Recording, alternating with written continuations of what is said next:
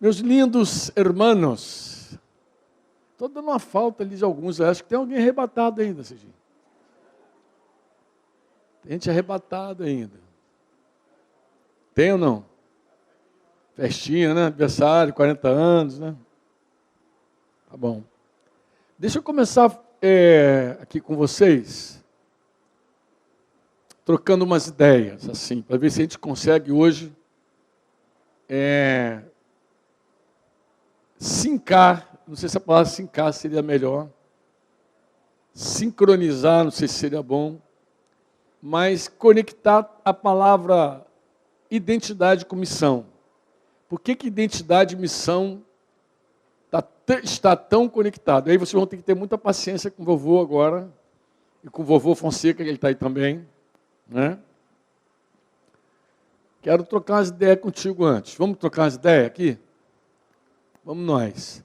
Eu falei de adoção ontem, rapidamente aqui, com vocês, acho que foi ontem que eu falei, não falei?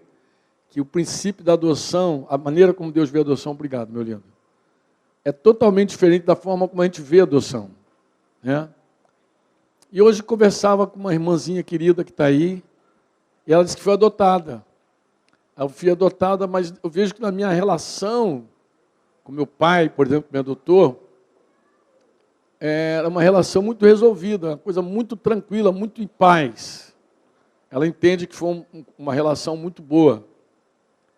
Aí eu comecei a explicar a ela, por exemplo, que a adoção, ela não acontece só quando você tem um filho que não nasceu de você, de dentro de você. Você precisa adotar seus filhos naturais também. Comecei a explicar isso a ela. Na verdade, a adoção, Deus espera que a gente faça com todos, com os nossos filhos, inclusive, que nasceram de nós. Eu sei que pode se assustar um pouquinho, né? Mas eu, de vez em quando, pergunto ao papai e à mamãe, você já adotou teu filho? Mas por quê, Franco? Porque o Espírito Santo, o Espírito que veio sobre os filhos de Deus, o Espírito que não nos deixa órfãos, disse Jesus. Lembra que Jesus falou, eu vou para o Pai, mas vocês não vão ficar órfãos aqui, porque eu vou, mas o Espírito Santo virá. Amém ou não? Você se lembra que o Espírito Santo em nós, ele é o Pai e o Filho em nós. Jesus falou, eu e meu Pai viremos até você e faremos morada em você.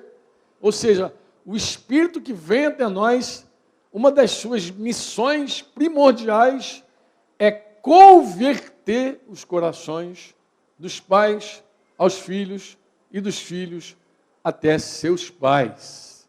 Isso está profetizado no último profeta Malaquias. Ele fala do dia do Senhor, da volta do Senhor, dos últimos dias, e diz que o Espírito viria, né? Diz que Elias voltaria, né? Ele faz menção a Elias, e ele converterá o coração dos pais aos filhos, dos filhos aos pais. Jesus, interpretando essa profecia, ele disse, realmente Elias já veio, mas Elias virá de novo, né? Alguém pode dizer, mas como assim já veio e virá? Ele fala de João Batista, né, que veio na unção de Elias, mas ele fala também que ele virá, assim como Jesus veio e virá, o Espírito de Deus que está entre nós, ele tem uma carga no coração dele muito grande de converter os corações. E aí eu falei, tem pai que por alguma razão fechou o coração para o seu filho. Por quê? Porque na família existem muitos conflitos. E às vezes conflitos que a gente não para solucionar. E muitas vezes a gente fecha o coração. Como assim? Fecha. Às vezes a ofensa entra de um tal jeito, de uma tal forma dentro da gente, que ao invés de a gente se abrir para tratar, a gente fecha e diz, não me machuca mais. Mas o murinho, sabe aquele muro que a gente levanta para se defender? É o mesmo muro que separa a gente. Então, quando você levanta uma parede para se defender de alguém, você acaba se separando dela. Então, no primeiro momento, parece que é uma defesa que você está montando. Eu estou me defendendo. Fulano não vai me machucar mais, meu pai não vai me machucar mais, minha mãe não vai me machucar mais, meu filho não vai me machucar mais, minha filha não vai me machucar mais. Mas, na verdade, a gente está isolando essa pessoa da nossa vida E a gente está fechando o coração sem perceber. E aí, sem perceber que o nosso coração está fechado, nós começamos um processo maligno, doentio, de apagar o Espírito Santo. Ou é verdade, quando você é um cristão, se você é cristão e fecha teu coração, você está fadado a apagar o Espírito Santo. Esse mandamento de Paulo aos Tessalonicenses, não apagueis o Espírito, não extingui o Espírito, eu não sei se você já parou para pensar, quem é que faria isso em sã consciência? Quem de bom juízo apagaria o Espírito Santo? Ninguém. Nenhum filho de Deus apaga o Espírito Santo em sã consciência. Como é que a gente apaga o Espírito Santo? A gente apaga achando que está resolvendo um problema com alguém, com o irmão, com o pai, com a mãe. Aí a gente começa a fechar o nosso coração para outra pessoa. E o Espírito Santo não habita num coração fechado. O que isso está falando, Franco? É verdade.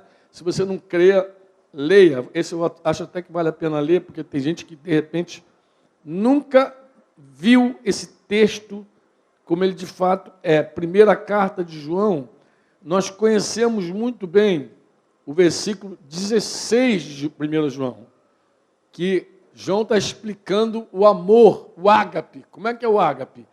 1 João 3,16 vai dizer assim, nisto, não tem canetinha, eu achei que era Flavinho que estava pilotando ali, ó, e Flavinho me enganando, falando assim com a mão, assim. Não tem, 1 João 3,16, nisto conhecemos o amor. Como é que a gente conhece o amor? O que é o amor? Que Cristo deu a sua vida por nós. Ponto e vírgula. E aí agora? Nós devemos o quê? Dar as nossas vidas, dar não para os nossos irmãos, mas pelos nossos irmãos. E aí a gente fica aqui, eu mesmo fiquei aqui muito tempo nesse versículo, até que eu tive um sonho, entrei em crise, e perguntei, Senhor, o que tu quer me falar? Aí Deus me deu o versículo 17.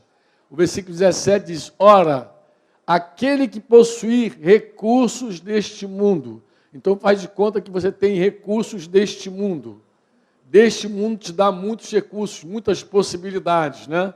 Não só materiais, financeiro. Você tem muito recurso, você tem muito talento, você que não faz ideia, que tem. Nós temos tanto que Jesus falou que aquele que tem será dado mais a ele, mas o que não tem, até o que tem será tirado. Então você sempre tem alguma coisa, porque você vai perder porque tem. E aí ele diz assim, se você tem recurso desse mundo, agora você viu o seu irmão padecer uma necessidade, mas você fez o quê? Fez o quê? Fechou o coração para o teu irmão. A pergunta de João qual é? Como pode? O quê? Permanecer nele o quê? Mas esse amor é derramado em nossos corações como? Pelo Espírito Santo que nos foi otorgado. Deus não vive na solitária. O Espírito Santo não fica numa solitária. Ele quer um coração aberto. Então a gente apaga o Espírito sem querer. Quer dizer, sem intenção de apagar. A única coisa que eu fiz foi fechar o coração para meu pai, para minha mãe, para meu tio, para meu irmãozinho, para minha pastora Lourinha ali. Fechei. Quando eu fechei, no primeiro momento eu achei que era um negócio, um conflito, mas aos poucos eu começo a fechar meu coração e pá. Mas a obra do Espírito, o fluir do Espírito Santo é em direção a outra pessoa. Deus quer amar e curar aquela pessoa.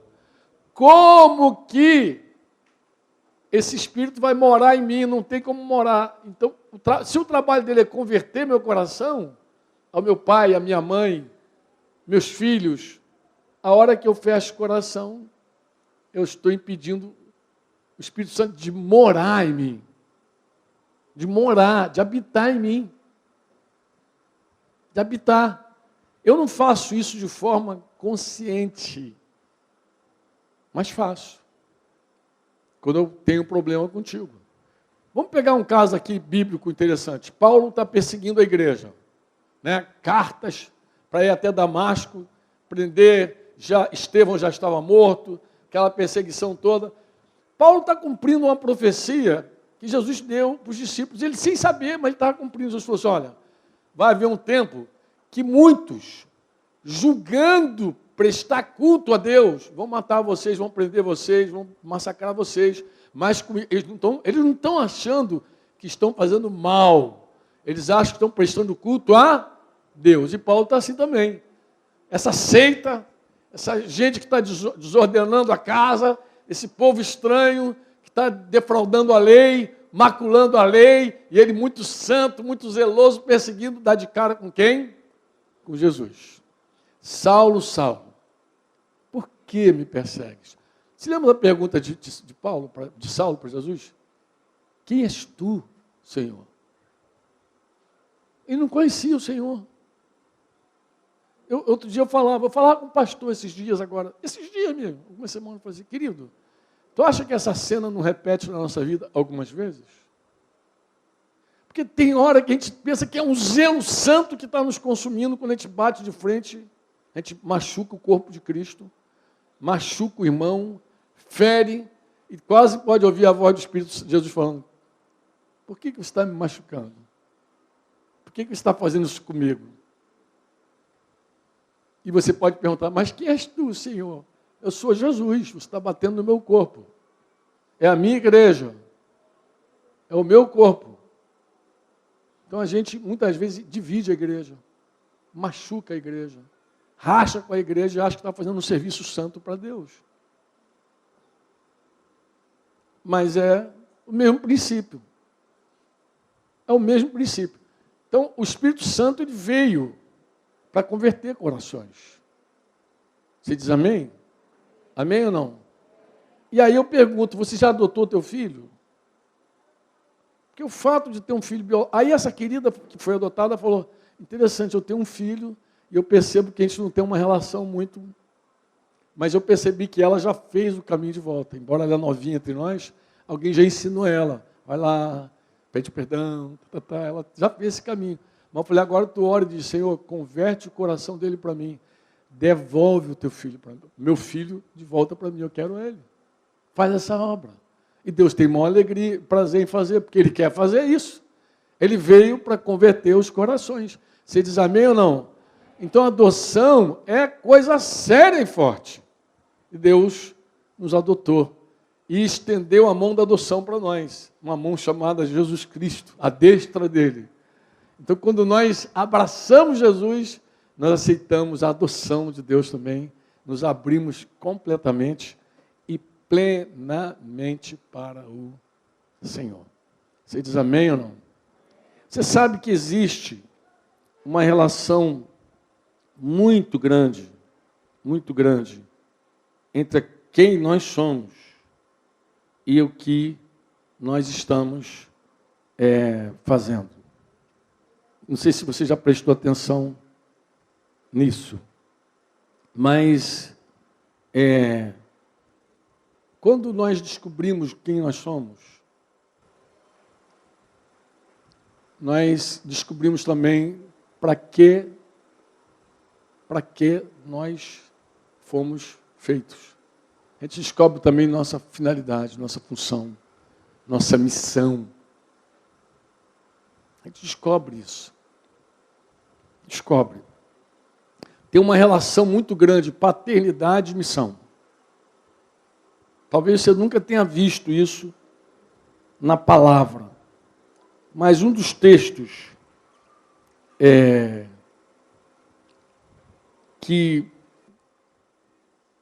a gente usa muito até para falar de discipulado, João 8, lembra? 32, que é uma das condições para ser discípulo de Jesus, é permanecer na palavra.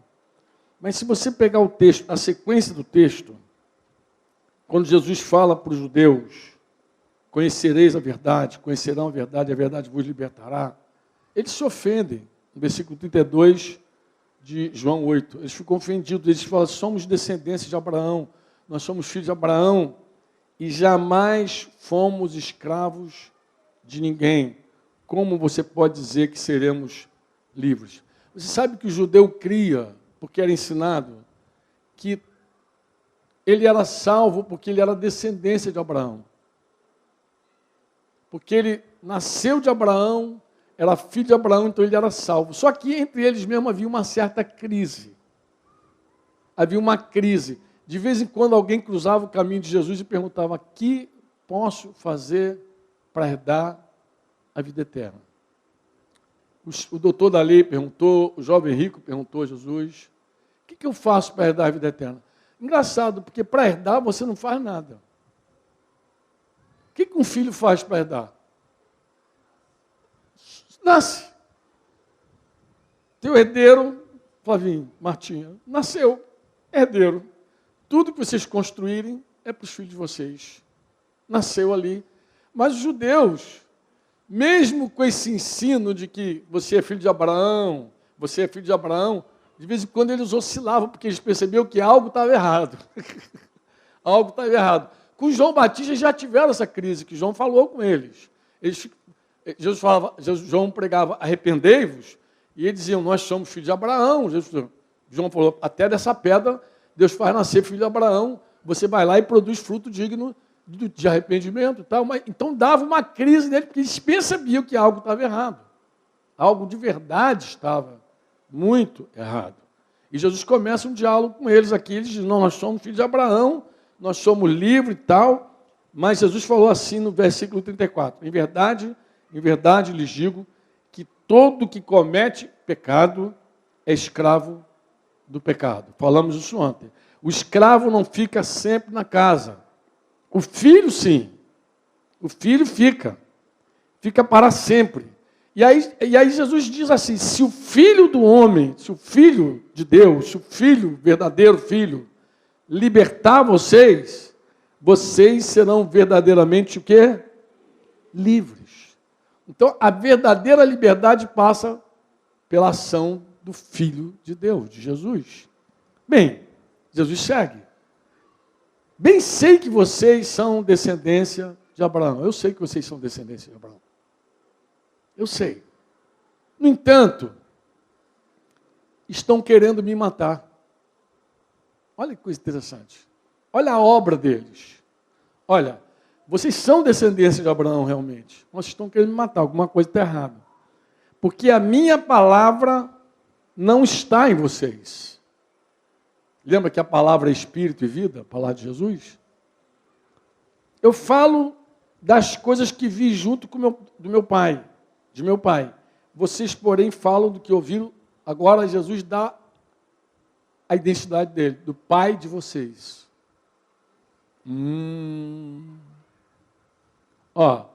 Eu falo das coisas que meu pai me fala. Você fala das coisas que teu pai te fala. Você fala das coisas que o teu pai te fala.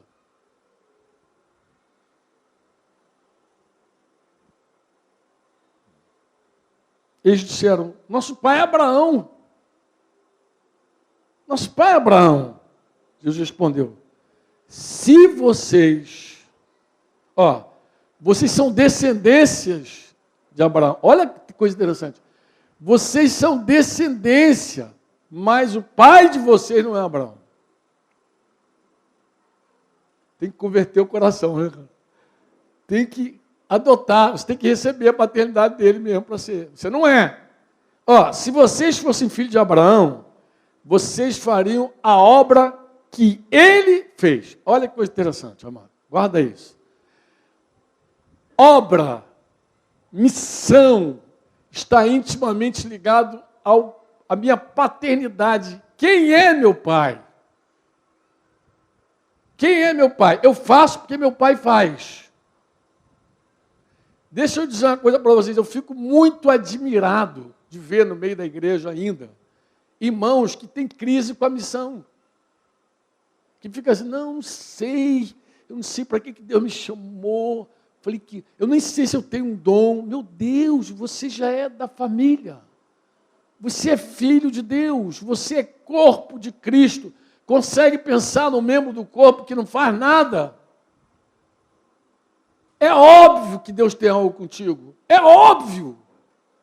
Você não viu ainda porque você não se viu em Cristo. Porque se você se vê nele, a conexão é imediata. Ele é teu pai. Jesus segue dizendo: Se Abraão fosse teu pai, você faria a obra do teu pai. É natural isso. Mas agora vocês estão querendo me matar a mim, que lhes falei a verdade, que ouvi de Deus. Abraão não fez isso. Abraão não fez isso. Vocês fazem a obra do pai de vocês. E eles falaram assim: nós não somos filhos bastardos, ilegítimos. Temos um pai que é Deus. Aí pegou tudo. Aí falaram que era filho de Deus para Jesus. Aí Jesus respondeu para eles: se Deus, de fato, se Deus fosse de fato o pai de vocês, certamente me amariam. Se me amariam. Porque eu vim de Deus e aqui estou, pois não vim de mim mesmo, mas Ele me enviou.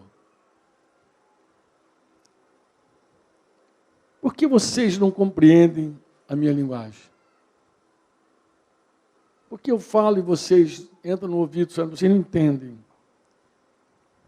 Ele responde: é porque vocês são incapazes de ouvir a minha palavra.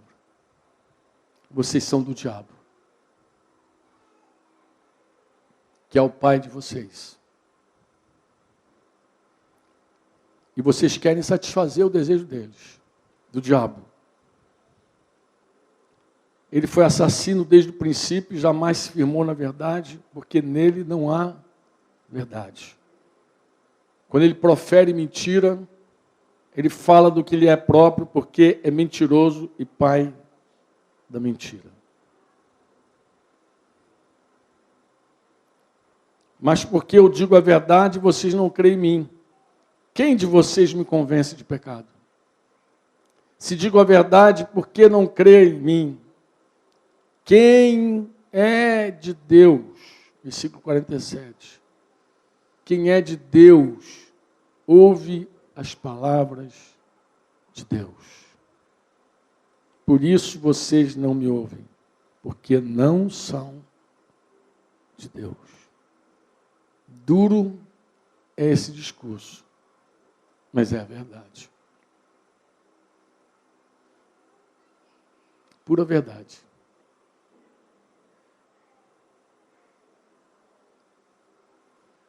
Eu vou contar uma história para vocês.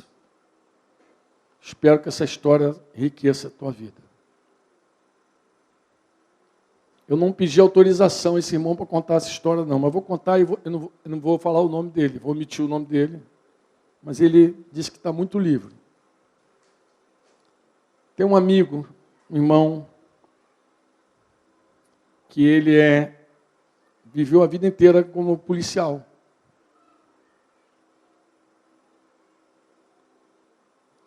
Cumpriu o tempo dele como policial, foi para a reserva como policial. Mas um policial que vai para a reserva, ainda mantém alguma atividade aí, linkada na área dele, segurança, anda armado, não com uma arma, nem duas, três, mais do que consegue, tem mais arma do que mão. E ele, à véspera desse retiro, que fala sobre identidade e missão, ele foi assaltado. Meio-dia e pouquinho, pertinho de casa.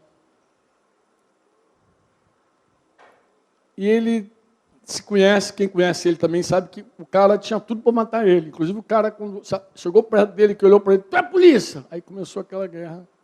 Tu é polícia, não sou mais.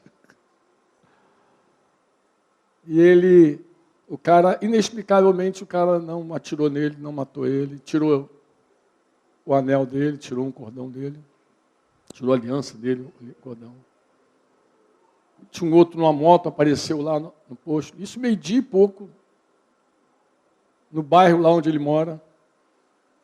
Sol, aquele calorão do Rio, gente no posto, gente no restaurante próximo, gente de tudo que é lado. Uma cena muito chocante. Muito chocante. Ele no primeiro momento, perguntou a Deus: Senhor, o que tu quer falar comigo? O que tu quer falar comigo?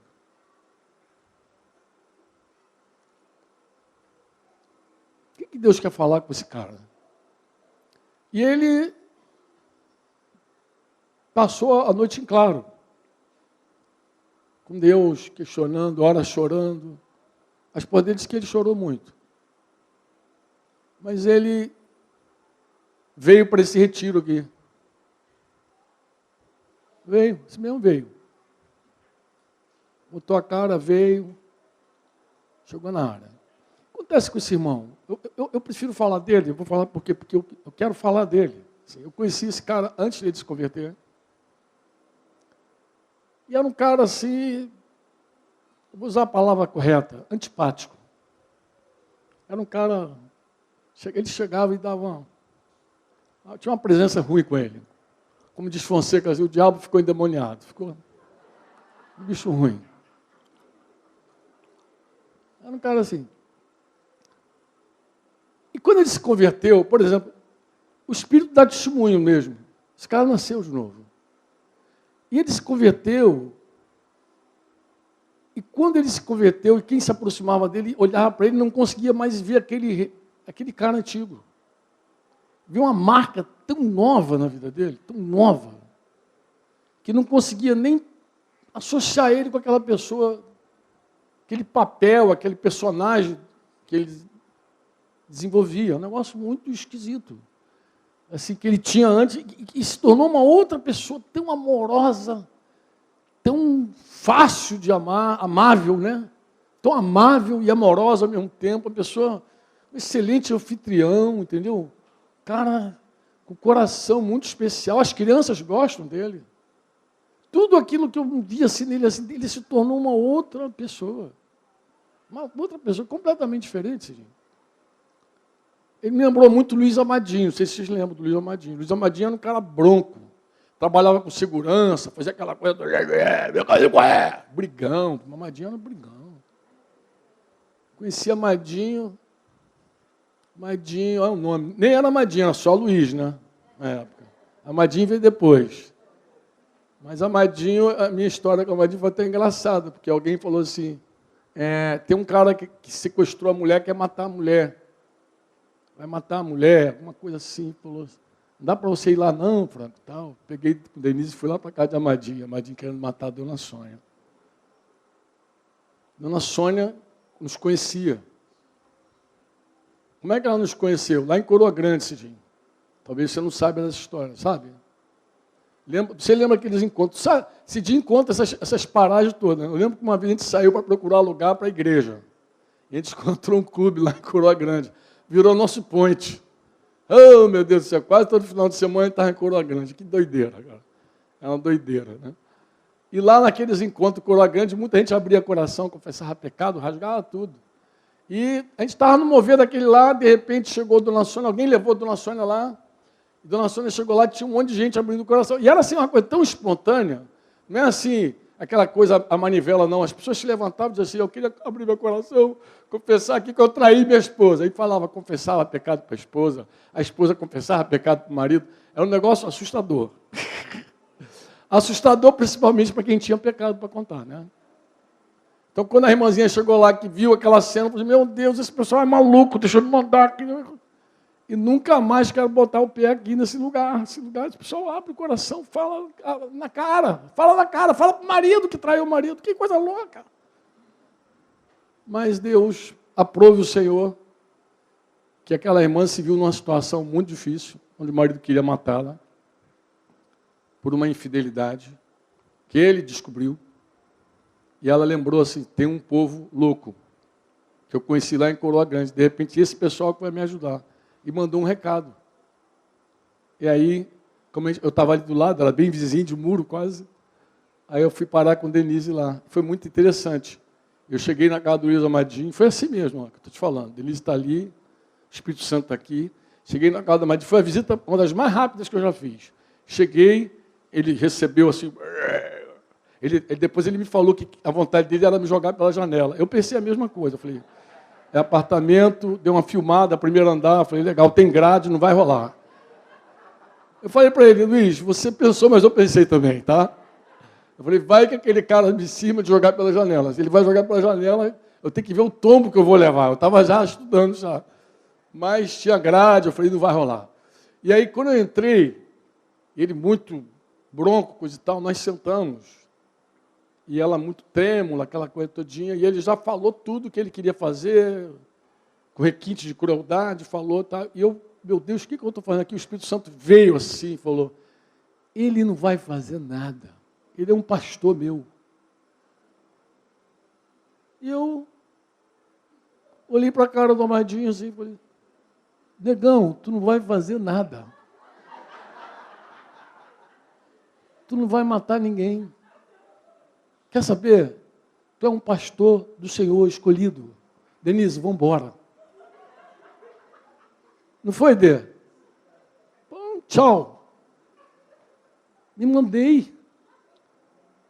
Semana, 2 depois, estava o negão convertido. E aí, a história que você já conhece. Então, esse amado, esse que eu estou falando agora, que não é um amadinho, é o outro que foi assaltado, o santo das 3 armas, ele é esse cara também. Tu olha para ele, aquele cara amoroso, amável. Tu olha, esse cara não tem nada a ver com polícia. Eu não estou dizendo que a polícia não pode ser amorosa, mas não encaixa muito bem com o perfil da pessoa. Esse cara, tu olha para ele, tu vê uma outra coisa na vida dele. Mas sentar com esse irmão e conversar, para mim, foi uma bênção também. Eu vi que Deus confirmou o nosso tema aqui. Deus confirmou. Eu vi que Deus me lembrou também da minha vida, de como foi difícil para mim me livrar de algumas coisas da minha história. Eu percebo que a gente tem muita coisa que é a nossa identidade. Que é a nossa identidade, que a gente fica preso àquilo ali, que a gente acha que é aquilo. Entendeu? No caso dele é até mais simples, ele está na reserva. Ele já podia dizer assim, como Fonseca aconselhou ele, acabou tua missão, meu filho. Como eu falei para a irmã ontem, tira a aliança. Acabou tua missão. Essa missão tua já acabou.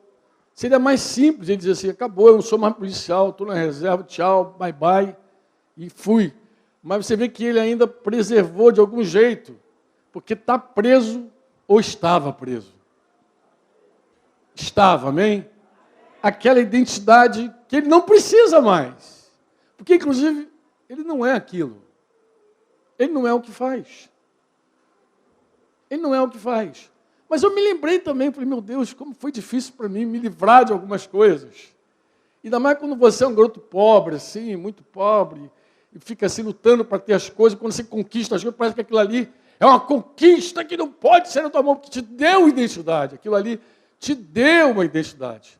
Eu estava contando para ele que eu tinha uma identidade, não sei se Fonseca lembra, uma carteirinha branca que o comando deu para algumas pessoas.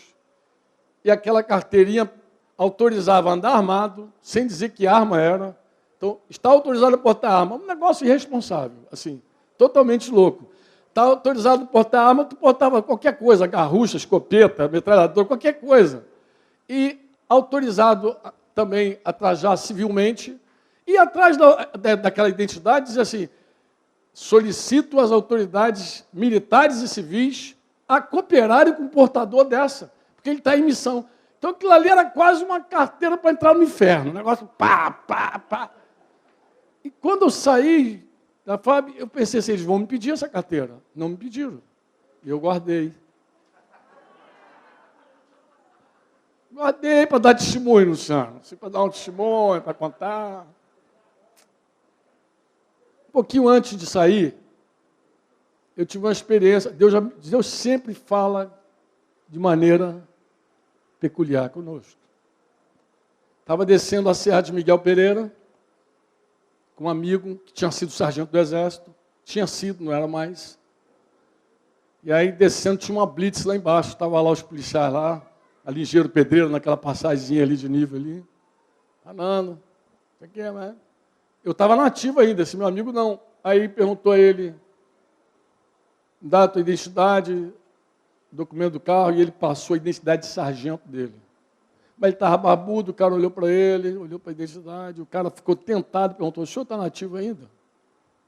E ele começou a gaguejar, ele não podia dizer que estava do meu lado, né? Como é que ele dizia um negócio desse? E ele,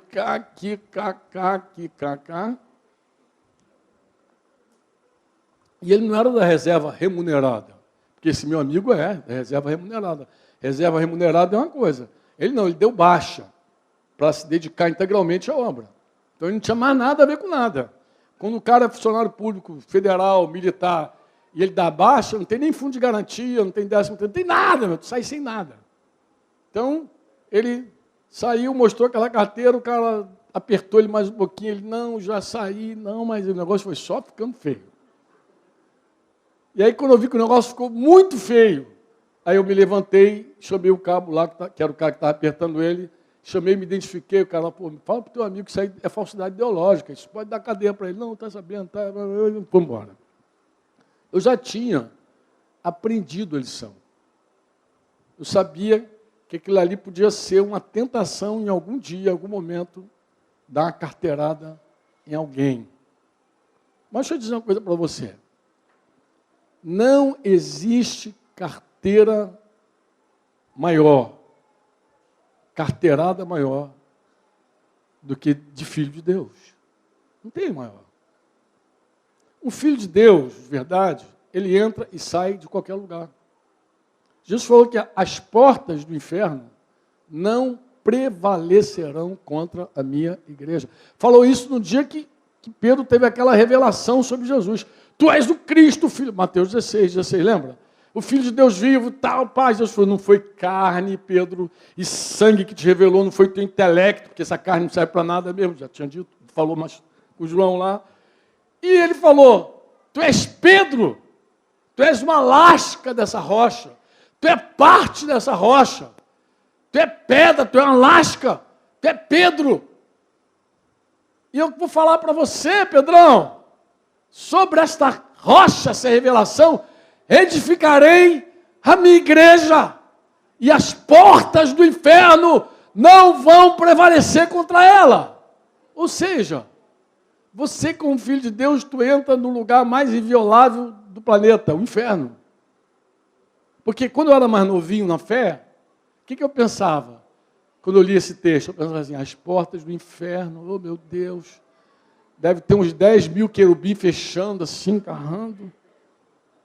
Porque se os demônios saírem, ai, pobre de nós, coitado de nós. Era 31 de dezembro de algum ano, não sei se foi de 85 para 86, deve ter sido, Fonseca já estava convertido. Nós fizemos uma obra de teatro e Fonseca era o capeta. Cara, que trágico aquela peça. A gente inventa essas coisas, né, Fonseca? Quem que a gente inventa esse troço? A gente queria fazer uma obra de teatro. Meu pastor, coitado, muito inocente, confiou na gente que a gente ia fazer um trabalho legal. Mas a gente estava acostumado só a pregar para maluco, bandido, Morro do Juramento, lá onde Fonseca morava. Nosso costume era só aquele ali. O que a gente tinha para apresentar dia 31 de dezembro para a igreja? Uma obra assim mesmo, impactante, meio inimigo, assim. Uma peça assim, tipo aquela do vazio. Uma coisa maluca assim. E Fonseca, ele se adaptou, né, cara? Eu lembro que ele se adaptou. A gente não tinha muito fantasia, era uma peça meio improvisada em cima da hora. Eu lembro que ele pintaram ele de vermelho assim, botaram uma rosa assim na cabeça dele. Fonseca com uma rosa. Vê se tu consegue imaginar a cena de vermelho, meia-noite, tudo apagado. O irmão lá saiu ele saiu de trás do piano, assim, ó. A risada eu não consigo dar, só você que consegue dar. Como é que era a risada, Fonseca? Vai lá, Fonseca, se esforça, Fonseca. E ele vai ver aqui. A risada, ele se esforça.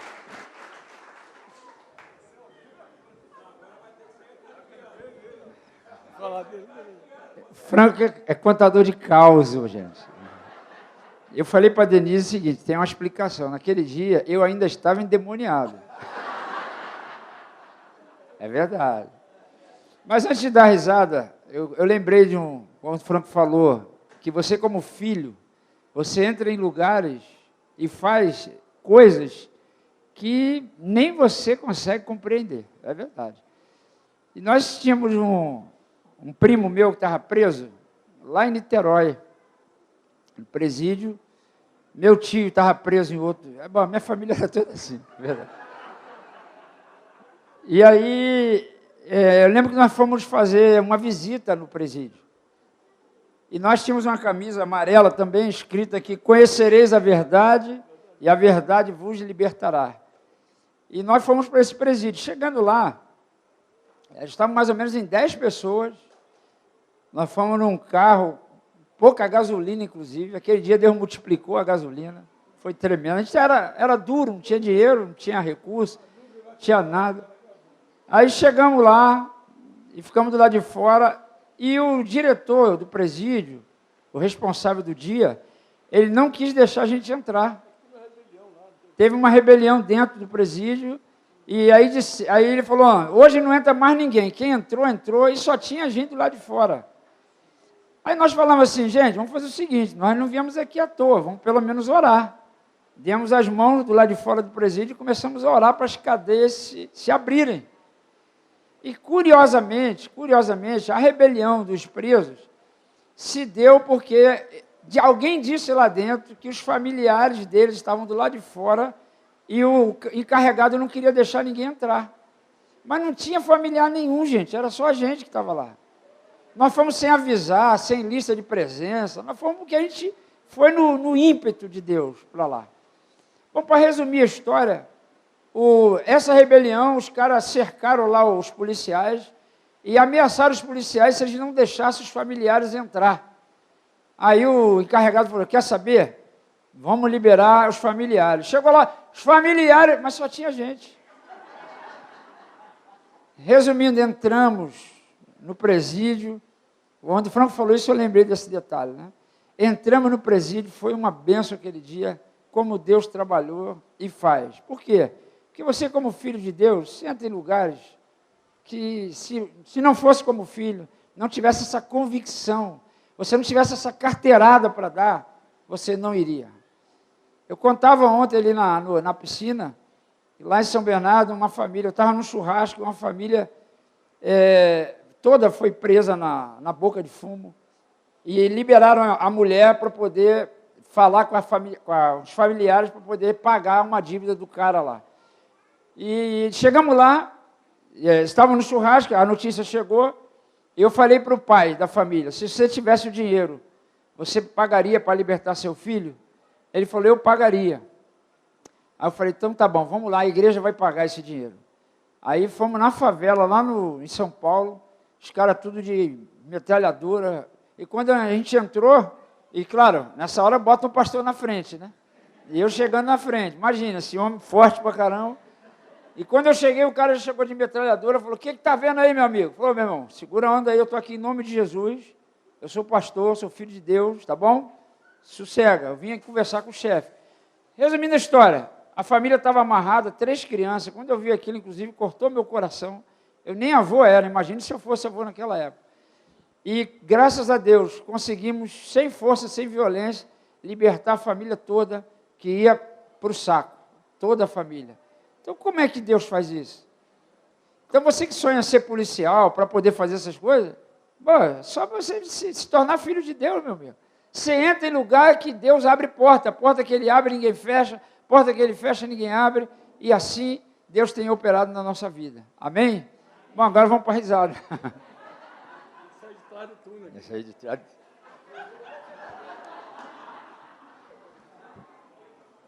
O piano tocando ao fundo, uma marcha fúnebre, os crentes já tudo esperando para ver o que ia acontecer, e lamentavelmente eu tive que, incorporado, manifestar ali, né? Meia-noite, piano tocando e eu... Eu vim para matar, roubar e destruir. E os crentes, vazaram.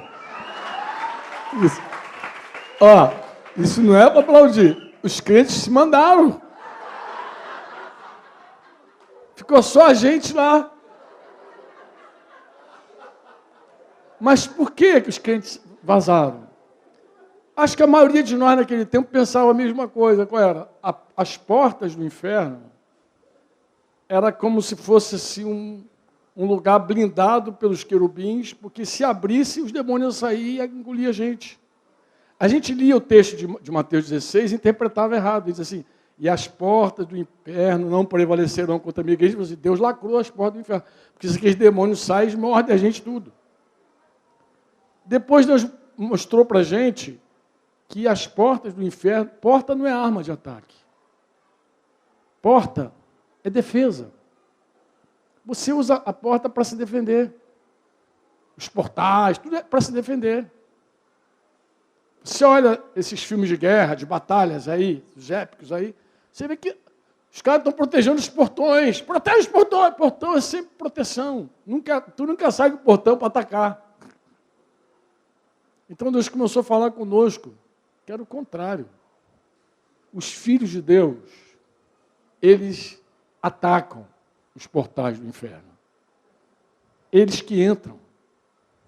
É por isso que as portas do inferno não vão prevalecer contra a igreja do Senhor. Não é o contrário. A gente não tem que ter medo. A gente não tem que ter medo. Filho de Deus faz a obra de quem? Não ouvi. Filho de Deus faz a obra de quem? E o filho do diabo faz a obra de quem? Filho de Deus faz o quê? A obra de Deus, pô. E tu acha que Deus vai se intimidar com a porta do inferno?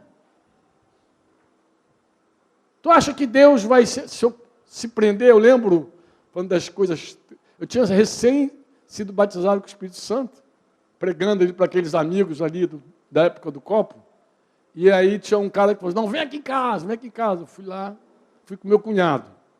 E ele, foi muito interessante aquele dia. Ele, opa, está estourando tudo aí. Eu fui lá, dei meu testemunho, falei de Jesus, falei que Jesus estava fazendo. O que eu tinha, eu dei. Por quê? Porque a obra de Deus é feita na hora que você nasce de novo. Você não precisa esperar 10 anos para começar a fazer a obra de Deus. A mulher samaritana ouviu Jesus, já foi lá na cidade desse cara e falou de Jesus. O endemoniado gadareno foi livre, queria seguir Jesus. Jesus falou assim, não, vai lá. Para Decápolis, lá e testemunha. Ele foi lá nas 10 cidades para falar do que Deus tinha feito na vida dele. É assim, o querigma, a proclamação do evangelho, tu não precisa ser doutor para isso. Tu nem precisa falar bonito. Você só precisa ter o teu testemunho para contar e contar do teu jeito. Eu era muito tímido, mas muito tímido mesmo. Denise é testemunha aqui, como eu pregava inicialmente de costa na congregação. Tem até uma irmãzinha que dizia assim, esposa de Durval, Lúcia, dizia assim, eu gosto de ir naquela congregação que o pastor é tão humilde que prega de costa. Mas não era humildade, não era vergonha. Eu tinha tanta vergonha de falar com as pessoas que eu falava assim, então, de costas, porque eu não tinha cara de encarar. Quando é que eu encarava as pessoas? Drogado, bêbado, eu encarava todo mundo. Mas quando saía tudo, eu era um poço de timidez, de medo de falar, de ser rejeitado, mas eu tinha que falar de Jesus.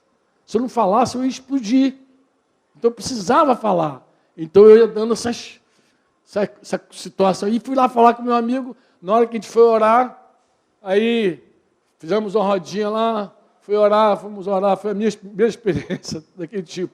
Aí tinha uma senhorinha do meu lado, baixinha, magrinha assim, falando fino. E a gente começou a orar, vamos começar a orar. Aí, orar daquele jeito de novo, conversando daqui a pouquinho. Me larga! Olhei assim, aquela mulher virou um negócio, falei, meu Deus, o que é isso? Me larga, vou te matar. Eu falei, ai. Mas eu tinha sido batizado com o Espírito Santo, comecei a falar em língua, comecei a fluir, né, cara? Falar em língua, a gente apela para essa hora, fala em língua. Eu sei que comecei a falar em língua, meu irmão, os demônios foram saindo todos. Meu cunhado estava com a Bíblia assim, parecia o pandeiro.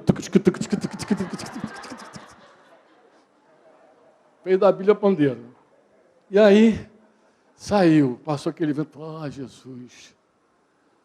E o cara me convidou para ir no vizinho depois. Eu falei, eu vou levar um cara mais forte. Aí tinha um bombeiro, Bombeiro macho. Tem bombeiro aí, não tem? Os caras são machos. Falei, vou levar um bombeiro. Aí fui com o bombeiro. Cheguei lá na casa, o cara estava limpando peixe num tanque. Sabe o que é isso, né? Com um facão num tanque de lavar roupa, limpando peixe.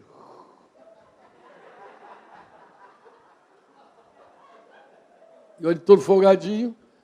Parei do lado dele, falei, agora é a visita do lado. Uns 2 dias depois, comecei a falar, então, cara, estou aqui, sabe, tu me conhece. Aqui na sim. Então, Jesus entrou na minha vida. Meu irmão, daqui a pouco o cara começou a fazer uma dança do candomblé com aquele facão, assim. E eu paralisei de medo, congelei e procurei meu amigo bombeiro. Cadê ele? Sumiu. Virou fumaça. Eu desesperado de novo, falei, meu Deus, vou morrer assim.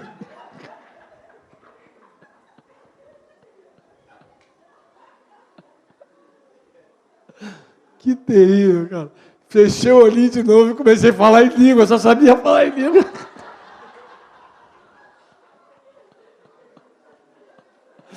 Daqui a pouquinho, só vi o barulho do facão no chão, assim, bluf. Olhei e estava o cara arregalado, todo quietinho, com medo. Eu falei, ai, meu Deus. Não, mas Fonseca tem história para contar também. Fonseca já lutou com o endemoniado. Cara, saiu na mão, Fonseca não tinha outra arma, saiu na mão, achou que sabia lutar capoeira. Mas depois ele conta.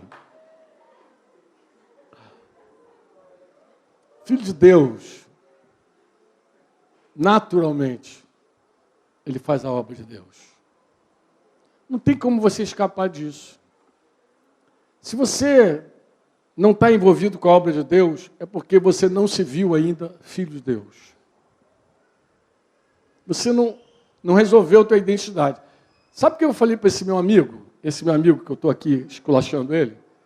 Eu falei assim, ó, você está na hora de verdade cumprir a palavra que você te deu. Tua missão acabou, tu não é mais policial. Você já está na reserva. Obrigado, minha santa. Muito obrigado. Próxima eleição para diaconisa.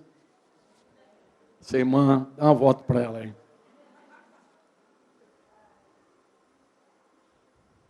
Filho de Deus, eu estava falando para esse irmão, falei, a tua missão cumpriu, mas eu vou falar como eu te vejo. Eu vejo você um filho amado do Senhor e muito amável.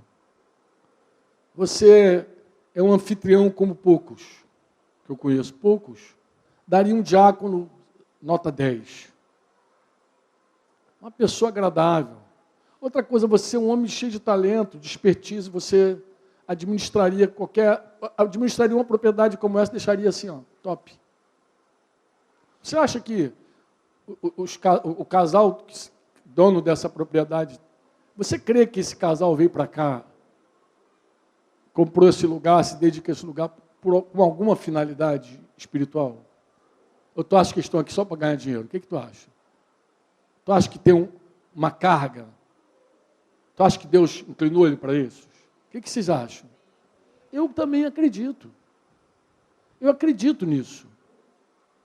Eu vejo a pessoa pensando assim, vou fazer uma atividade ali, acho que está fazendo uma atividade, está empreendendo alguma coisa. E de repente você está exatamente no lugar onde Deus sempre quis você. Existe um livro, vou fazer propaganda de um livro para você, chamado Quebrando a Rotina, Max Lucado. É um livro que ensina você a empreender, inclusive. Por quê? Porque você, como filho de Deus, você tem um design, um desenho próprio, exclusivo, teu. Quando Paulo diz assim, eu fui designado, a palavra designado, desenhado, designado, designer. O meu design, o meu desenho é esse. Eu sou Queros, pregador, Queros. Eu sou didásculo, eu sou mestre, eu sou apóstolo, disse ele. Deus me designou desse jeito. Deus me deu esse desenho. É o meu pai que fez isso comigo, que me separou desde o ventre. Ele me deu esse desenho. Eu falei, cara, Que coisa maravilhosa Deus fez na tua vida. A véspera de você vir para um retiro que fala de identidade e missão, você foi assaltado. Podia ter morrido. Tua mulher deve ter pensado, sei lá quantas vezes, meu Deus, quanto livramento Deus deu para o meu marido. E as esposas oram pelos maridos, principalmente se são policiais. Ora, lê o livro do homem mau, livro do homem mau, livro, guarda, livro. Claro que ora. Mas você não tem que viver esse risco mais. Você, além de estar na reserva, Deus te deu um desenho que não tem nada a ver com isso. Se você quisesse ser um policial mau hoje, você teria que se esforçar muito e sair do teu desenho. Porque você não tem nada a ver com isso. Sabe o que é nada? Nada. Amadinho trabalhava numa empresa de segurança. Quem conseguia ver Amadinho dando dura em alguém? Falei, amado, onde tu chega é igual chiclete. Tu abraça, beija, tu insere. Não tem nada a ver contigo, pô. Nada a ver contigo. Tu é um pastorzão. Pastorzão que aglutina, junta. Podia dizer, tu é evangelista, Deus te mandou para fora. Para proclamar, para falar, para ensinar. Qual o desenho que Deus deu para você? Isso está muito interligado à tua relação com o teu pai. Como eu falei, ninguém precisa resolver a vida da noite para o dia. Qual é o meu chamado? O que eu vou fazer agora já? Não faz isso não. Jesus falou assim, vem comigo. Depois ele falou, vai. Você cola com Jesus. Entra na intimidade com Ele. Não perca o teu secreto. E deixa Deus ir designando você. Deixa Deus ir mostrando como Ele desenhou você, qual é o plano dele na tua vida. Outra coisa, cola com o teu pastor, fala com ele. Fala, como é que você me enxerga? Eu conheço os pastores de vocês. Eu acredito que eles vão ser bem sinceros e francos para dizer o que te atrapalha. E como eles enxergam de verdade você, qual o teu desenho. Porque o teu desenho não é só aquilo que você gosta de fazer. Porque de repente tu gosta de cantar. Tu gosta de cantar, mas não é a tua praia. Gostar não é o que significa. O teu desenho não é o que você gosta. De repente Deus até chama você para fazer algo que você nem gosta. Mas é o teu desenho. É a maneira como Deus te fez. Você precisa se reencontrar. Mas um grande impedimento para você chegar aí é a falsa identidade.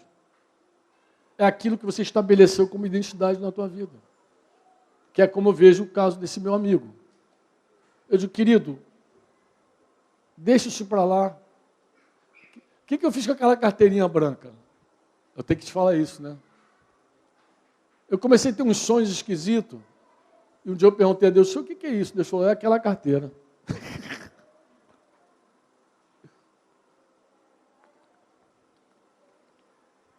Você não entregou tudo para mim. Você não rendeu tudo. Você ainda tem reservas. Eu estava falando para esse meu amigo, eu fiz uma fogueira, juntei aquela carteira, outras coisas que eu precisava queimar também. Já queimou alguma coisa? Eu ouvi um pastor uma vez dizendo que ele guardava todas as cartas que ele recebia das namoradas antigas dele. Cara, minha mulher nunca deixaria eu ter um negócio desse em casa. Mas a mulher dele deixou. Mas Deus não. Um dia, quando ele falou com Deus mais profundamente, o Senhor falou, então vamos tratar aqui 3 coisas na tua vida. E uma das coisas que Deus tratou com ele foi isso. Meu filho, queima tudo aquilo ali. Isso não tem nada a ver contigo. Nada. Você é um homem casado, tua história é outra agora. As pessoas às vezes guardam coisas e chega a hora de queimar. Queimar. Você já participou de algum retiro de adolescente e fazer fogueirinha santa? Já?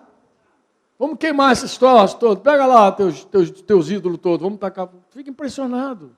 Tu já coleciona porcaria desde o adolescente. Desde pequeno já coleciona. Um monte de coisa que tu vai... Vamos queimar esses ídolos todos aí. Queima esses troços todos aí.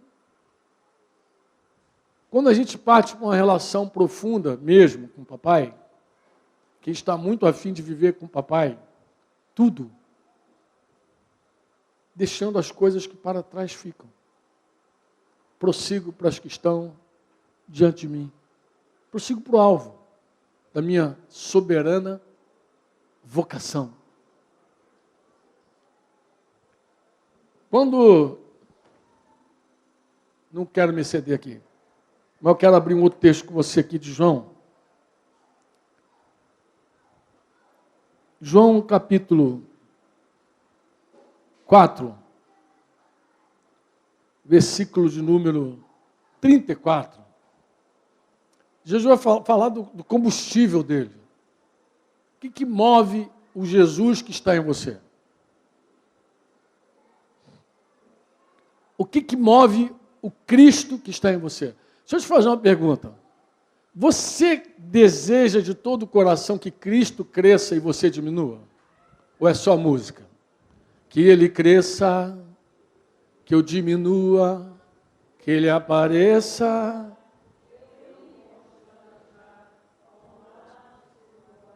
Essa é uma canção do coração ou é só uma música bonita que você gosta? É de coração? Então preste atenção, para ele crescer, ele tem que comer. Para ele desenvolver, ele tem que se alimentar. Você não se alimenta, ele se alimenta.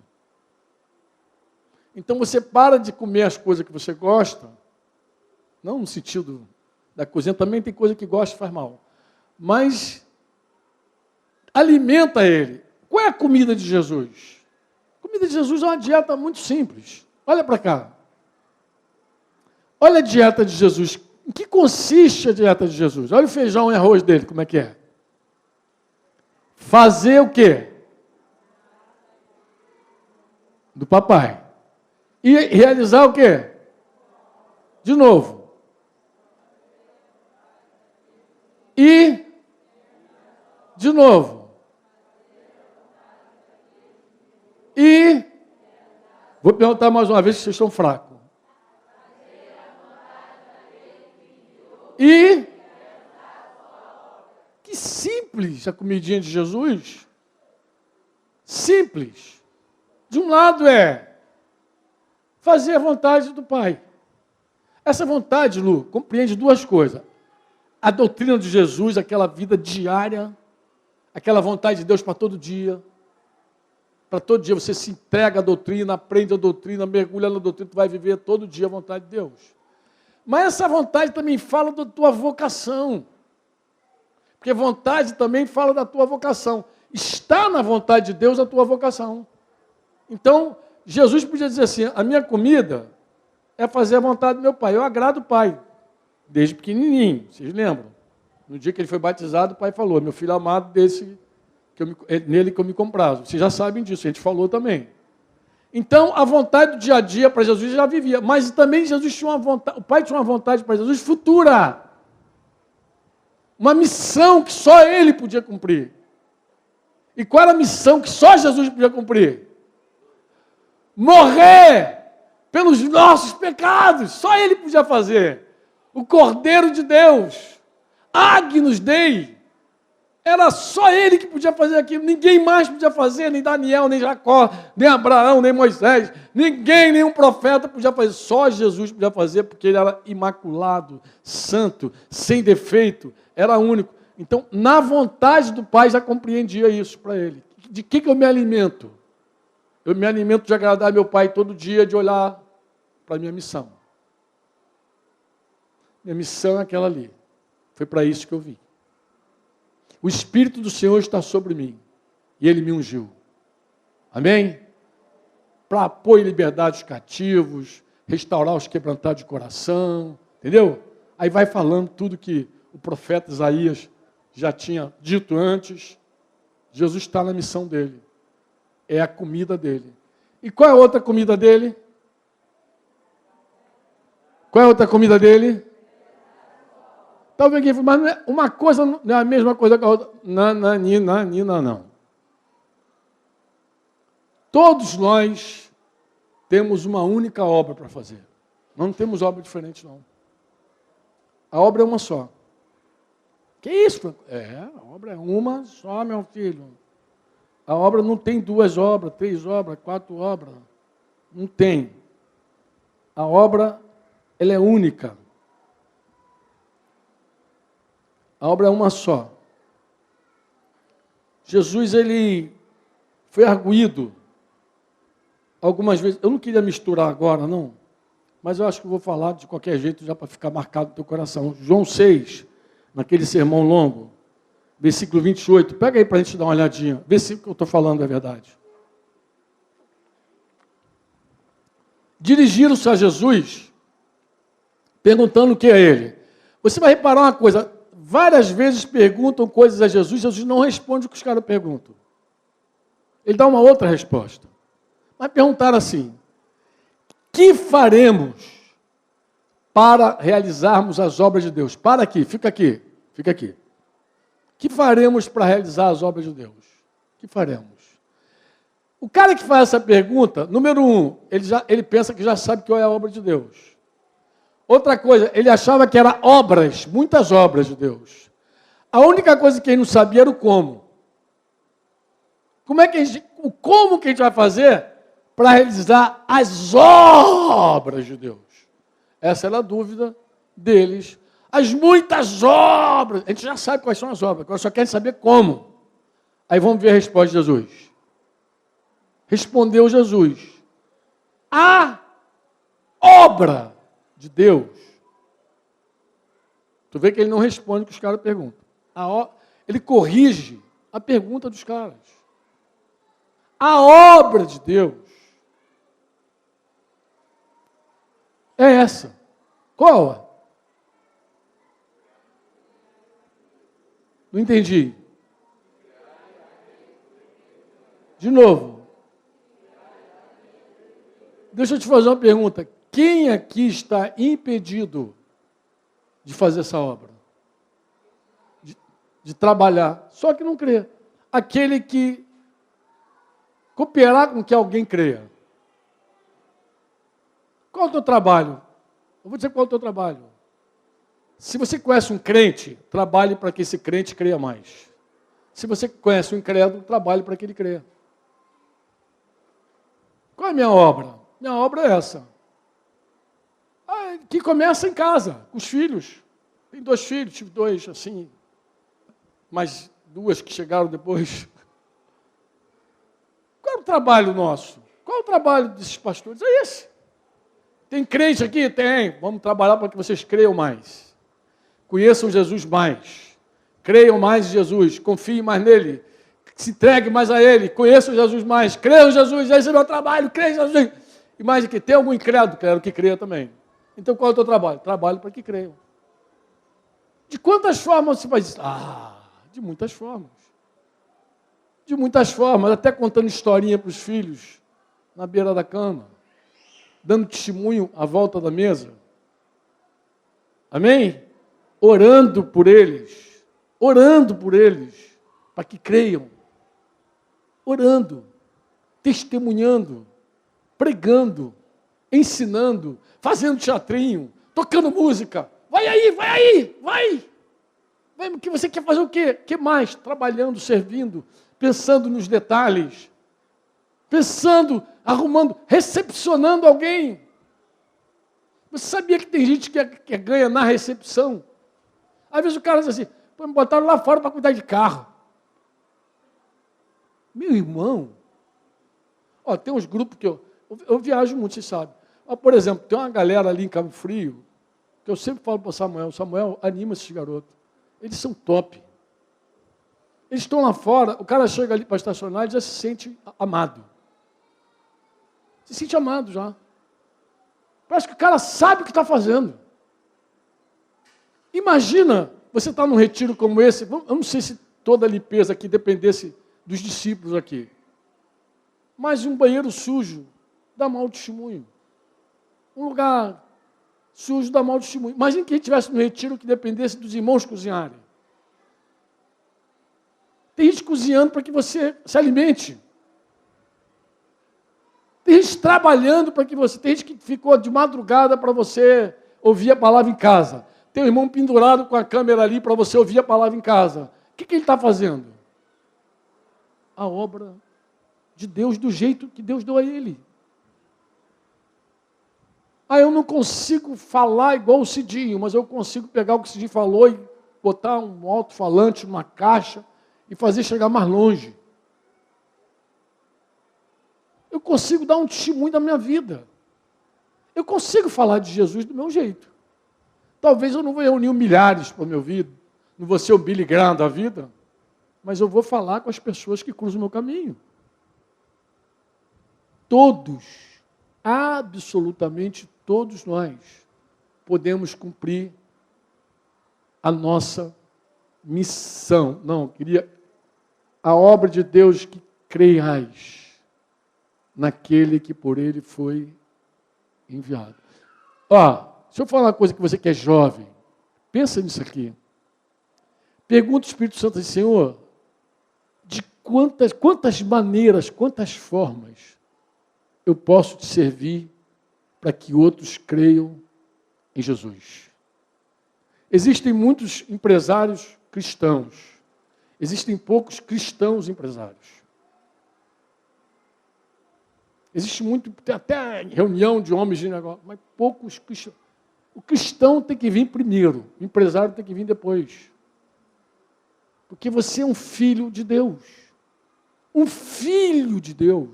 Filho faz a obra do Pai. É isso que identifica. Isso até na igreja se replica assim, Cidinho. Um discípulo, alguém que a gente cuida, naturalmente reproduz o que a gente faz. Quando o cara desafina, o que a gente fala? Pô, amado, a gente não anda assim. A gente não ensina isso. A gente não precisa oprimir o irmão. Mas a gente tem que nortear ele, dizer, querido, a gente nem crê desse jeito. Nosso trabalho é simples, a gente foi chamado para fazer discípulo, a gente crê assim, assim, assim, assim. Porque se espera que faça a obra do Pai. Do Pai espiritual, daquele líder que exerce uma paternidade. É assim que vai. Quando Jesus enviou os discípulos, Marcos, vou começar com Mateus 20, 28, você vai lembrar. Ele diz para os discípulos, vai e faça discípulo. Marcos, parece um evangelista. Marcos 16 vai dizer assim, ide por todo mundo e pregar o evangelho a toda criatura, aquele que crê e for batizado será salvo, quem não crê está condenado, vai em meu nome, expele demônio, cure enfermo. Marcos dá uma outra forma, vai e prega. Fonseca até gosta de falar, vai ensina, faz discípulo, vai e prega. E de pregai, e de ensinai, mas Lucas também tem o id dele. É que quase a gente não vê o id de Lucas, fala da relação do Espírito Santo da palavra. O texto é esse, o Espírito Santo e a palavra. O Espírito de Deus vai te esclarecer, o Espírito Santo vai te ajudar. Assim é. Amém? Agora João fala de uma forma muito especial, numa frase ao envio de Jesus. Repete comigo assim, diga, assim como o Pai me enviou, eu te envio. Assim como o Pai me enviou, eu envio você. Fala para você mesmo. Assim como o Pai me enviou, eu te envio. Como é que o Pai enviou Jesus? Como um filho. Meu filho vai lá cuidar dos meus negócios. É uma boa credencial. O que tu faz? Eu cuido dos negócios do meu pai. Ah, é? Teu pai é rico?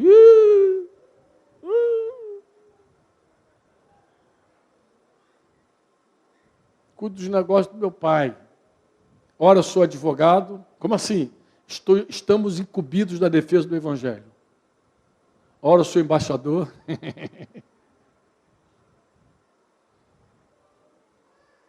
Sou pastor. Você sabia que pastor, vou falar uma curiosidade, sabia que pastor, nos dias de Jesus, era uma profissão proscrita? Excluída. Proscrito, excluído. Era uma ofensa para o judeu dizer, pastor, eu não sei como é que eles associavam a Bíblia, que eles pregavam. Salmo 23, o Senhor é meu pastor, nada me faltará. Eu não sei como eles associavam dizer que Davi era o pastor, Israel, que Moisés era o pastor, que Deus era pastor, e ele achar que pastor era uma profissão proscrita. Mas eles achavam. Quando Jesus falou assim, se qualquer um de vocês perder uma ovelha, não vai. Aquilo era uma ofensa para eles. Porque pastor nem sentava para comer com eles. Pastor é uma profissão suja. Pode pesquisar isso. Eu, quando descobri isso, eu falei, como é que esses caras caíram nessa incongruência? É uma incongruência absurda. Como é que eles conseguiam falar que Deus era pastor e não querer sentar com o pastor? Tu vê que níveis chegaram de mundo. Isso é mundanismo, porque o mundo nunca amou pastor. O pastor não entrava no Egito. Por isso que Israel ficou fora do Egito. Quando ele chegou no Egito, não podia, porque a profissão de pastor já era proscrita lá no Egito também. Pastoreia, vai para fora. E hoje também, se você falar que é pastor, o cara vai te excluir. Vai achar que você é ladrão, safado, sem vergonha, mais um monte de coisa, e vai botar você para fora. Mas você nem é a tua carteirada ser pastor. Tua identidade não está nisso. Nem apóstolo, nem profeta. Tua identidade é que você é um filho do Deus Altíssimo. E o Filho de Deus, por natureza, faz a obra do Pai dele. Amém? Esse é o link. Se você não enxergou ainda a tua missão, é porque a tua visão do Pai está embaçada ainda. É impossível, amado, você dizer assim, eu sou corpo de Cristo, e dizer, não tenho função. É impossível. Se você é corpo, você já tem um dom, pelo menos, para começar a funcionar. Você já precisa começar a fazer. Volta, por favor, de novo o texto. Vou perguntar mais uma vez, será que você está impedido de trabalhar para que alguém creia que Jesus Cristo é o enviado de Deus? Tem alguma coisa que te impeça? Tem? Não. Não tem. Eu poderia gastar um tempo também falando do teu chamado pessoal, do teu envio, da tua vocação. Nós temos uma vocação suprema comum, mas nós temos uma vocação específica também. Cada um tem uma vocação. Mas não dá tempo de falar de vocação, mas dá tempo de falar de obra. De obra dá. Talvez dê tempo de falar de vocação, que amanhã vai ter mais um tempo, né? Mas você, olha para você.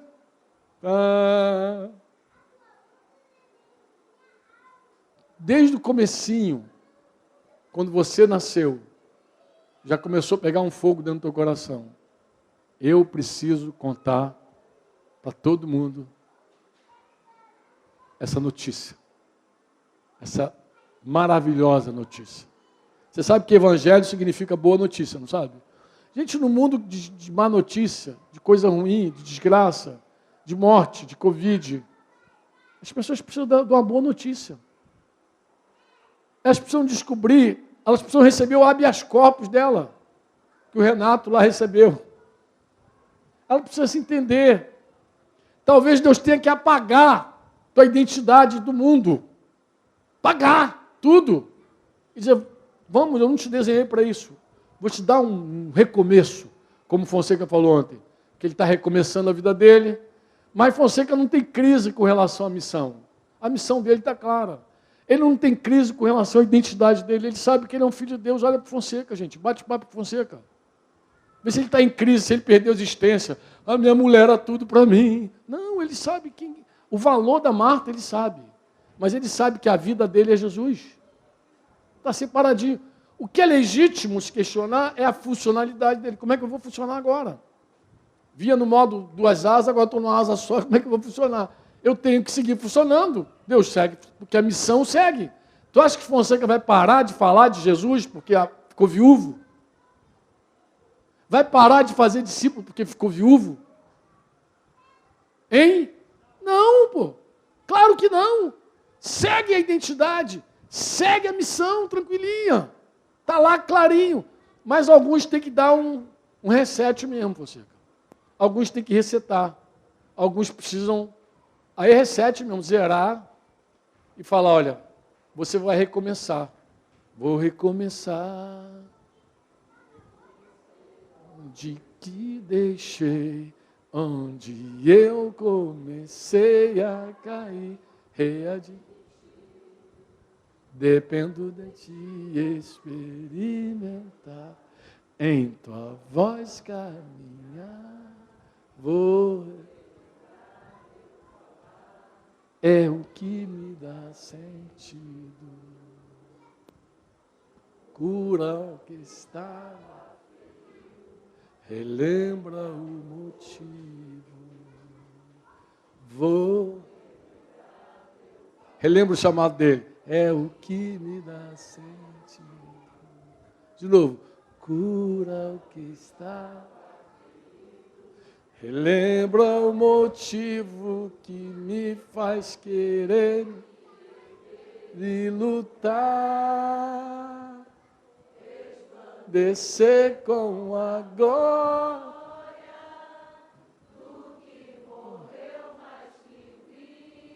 Vive em nós.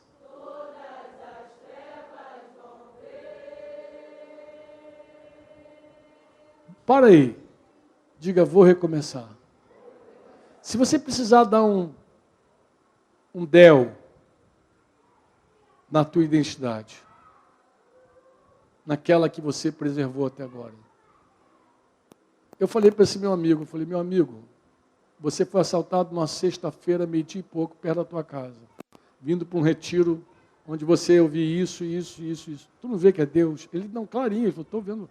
Até no começo da conversa eu falei assim, será que Deus está te dando um aviso? Sei lá, não, Deus está me dando um aviso. Eu falei, então que joia que Deus está te dando um aviso. Deus está te dando um aviso. Deus está te falando, meu filho, olha o teu desenho.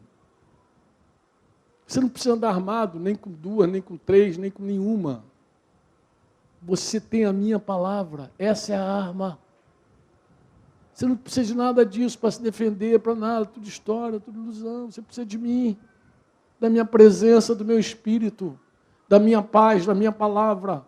As portas do inferno não vão prevalecer contra você. Você é meu filho amado, você é minha filha amada. Eu te desenhei para... Tu vai descobrindo com Deus as maravilhas do Senhor, os desenhos maravilhosos de Deus. Tu vai descobrindo com Deus coisa linda e maravilhosa do papai. Mas aí você tem que fazer a fogueirinha santa. Fogueira de Israel. Você tem que fazer a tua fogueirinha. Amado, quando eu fui queimar aquelas coisinhas, eu senti que eu estava queimando algo dentro de mim. Aí que eu vi que a minha identidade estava ali, Solange. E literalmente era uma identidade. Falei, meu Deus, por que eu me prendi a isso? Porque eu gostava. Dá um status, dá um negócio, faz você se sentir. É sentimento mesmo, não é espiritual, não, é carne. É sentimento, é sensação. Sabe aquela mulher? Vou falar da mulher agora, por favor. Sabe aquela mulher? Vou falar da mulher porque do homem, que a mulher é mais para esse lado. Sabe aquela mulher que quer resgatar os primeiros dias do casamento dela? Aquelas sensações do primeiro momento? E ela quer cultivar aquela pizza com aquele fermento velho? Aquela pizza já passou, que tu não consegue mais. Que você, não, mas tem que resgatar o romance. Querida, deixa eu te explicar. Cada etapa da tua vida é uma etapa. Deus não quer que você viva com sensações antigas, velhas. Aprende a viver cada ano. Aprende a ficar velho. Aprende a ser avô, avó. Curte. Porque querer voltar lá atrás, pegar aquelas sensações, sensação é carne. Deus não quer que você viva de sensações. Deus nem quer que você diga, os anos passados foram melhores que esses anos. Isso não é sábio. Aproveita o teu hoje. Viva o já. Deus falou, viva cada dia teu. Não fica querendo botar uma fogueirinha, um fermento, sei lá o quê, para renovar a sensação do que era 10 anos atrás. Isso é mundano, esse troço. Você não tem necessidade disso. O que você pode fazer agora é com o que Deus te deu. Reavalia, repensa, reorienta, resgata, mas viva com o que Deus te deu hoje, nesse tempo maravilhoso que se chama hoje. Aprende a viver cheio do Espírito Santo, cheio de sabedoria. Aprende a desfrutar o teu casamento como ele é hoje. Sem sensação. Deixa Deus te dar novas sensações. Deixa Deus entrar no teu casamento e te dar novas experiências. Deixa Ele fazer isso contigo. E para de ficar com o velho.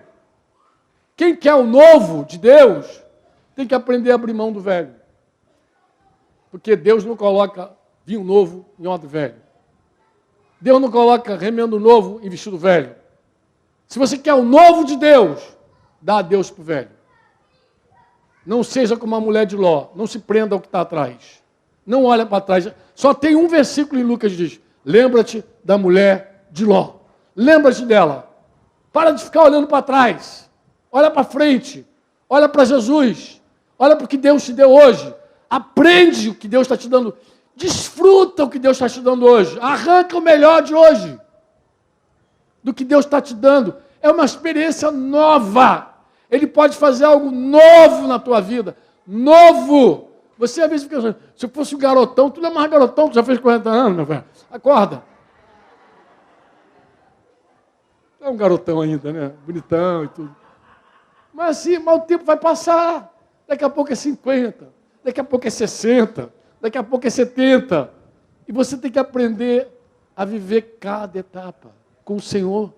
E às vezes você precisa dar um del mesmo, eu vou recomeçar. Recomeçar, para muita gente, é um fracasso.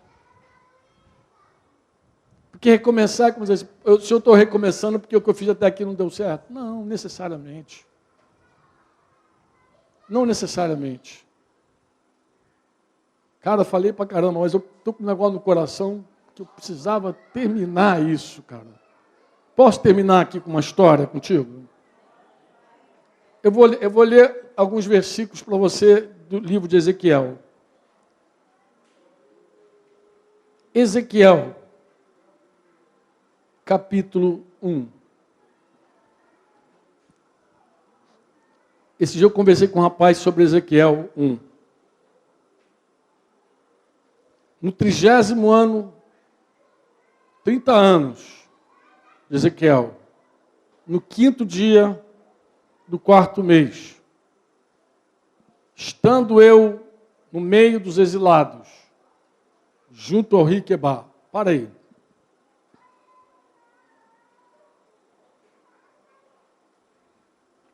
Versículo 3 diz assim, a palavra do Senhor veio a Ezequiel. Agora preste atenção, quem é Ezequiel?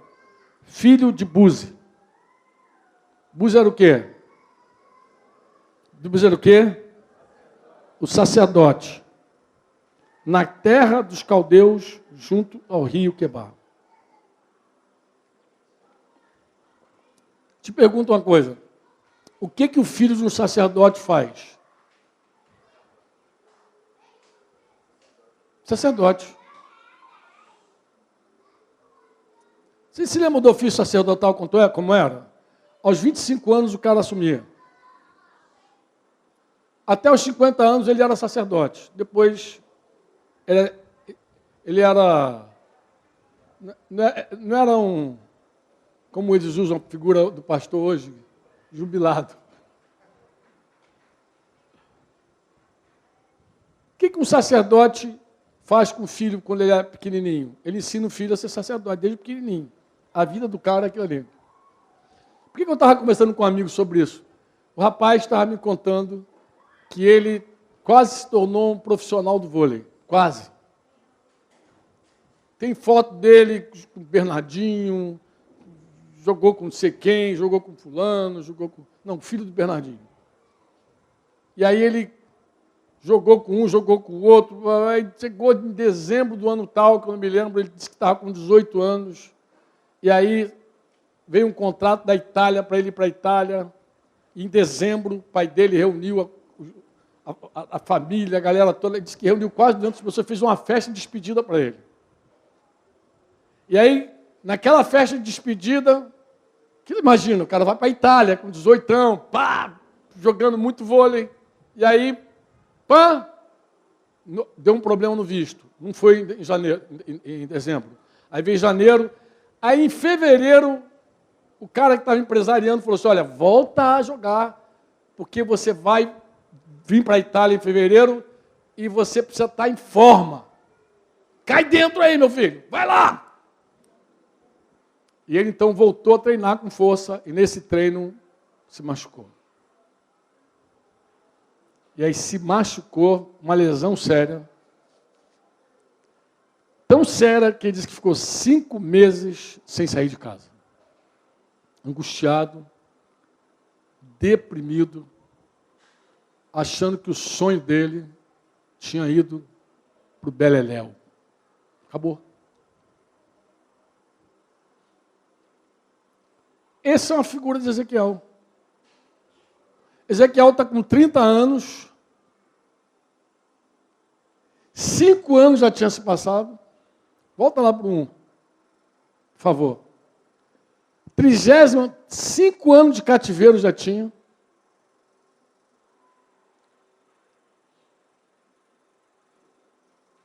E ele estava lá com 30 anos, frustrado, com certeza. Não só pelo cativeiro, mas por tudo. O cara que nasceu para ser sacerdote, no ano que ele ia ser sacerdote, não rolou. No ano não aconteceu. Parece a história desse garoto, né? Deu zebra. Mas olha aqui. Olha para cá. Diga comigo assim, estando no meio dos exilados, junto ao rio Quebar. Aqui tem um ponto? Tem ponto? Ou é vírgula? Vírgula, ponto. Diga assim, vírgula. Diga vírgula. O que aconteceu com ele? E eu tive o quê? Diga vírgula. Se abriram os céus. E eu? Ninguém conhece Ezequiel como sacerdote. Ezequiel é o profeta. O profeta, Ezequiel. O homem que viu o vale de ossos sequíssimos. E Deus perguntou a ele, pode por acaso, filho do homem, esses ossos ganharem vida? E ele, tu o sabes. Tinha um sargento amigo nosso, chamado Josué. Um dia eu liguei para Josué, pedindo um favor para um irmão. E quando eu falei, é para o meu irmão, aí Josué, poxa, Franco, para de ser 7-1. Tu só tem uma irmã que eu sei. Ele até conhecia, não sabia o nome da minha irmã, Diva. Como é que está falando que tu tem um irmão agora? Está aplicando para cima de mim? Eu falei, não, cara. Eu agora tenho muitos irmãos. Mas quando eu falei muitos irmãos, eu me liguei que o nome Josué é um nome, não qualquer nome, né? E aí eu falei assim, muitos irmãos. E ele falou assim, mas não vai dizer que agora tu se converteu. Eu falei, lavado, remido, enxaguado no sangue de Jesus. E ele falou assim, cara, você se converteu? Eu falei, eu me converti, claro. Mas aí eu me liguei, cara. Ele estava muito alegre. Eu falei, deixa eu te fazer uma pergunta, José.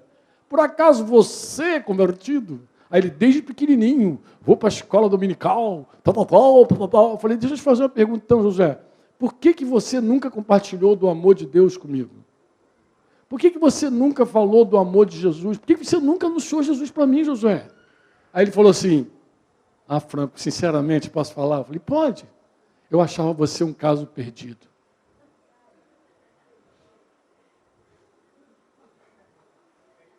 Aí eu falei, ainda bem que você não é Ezequiel, é Josué. Porque se fosse Ezequiel, eu ia dizer para você que Ezequiel teve uma luz interessante, Josué. Quando Deus perguntou, pode por acaso esses ossos terem vida? Josué não disse, não, isso é um caso perdido, não pode. Ezequiel disse, tu os sabes.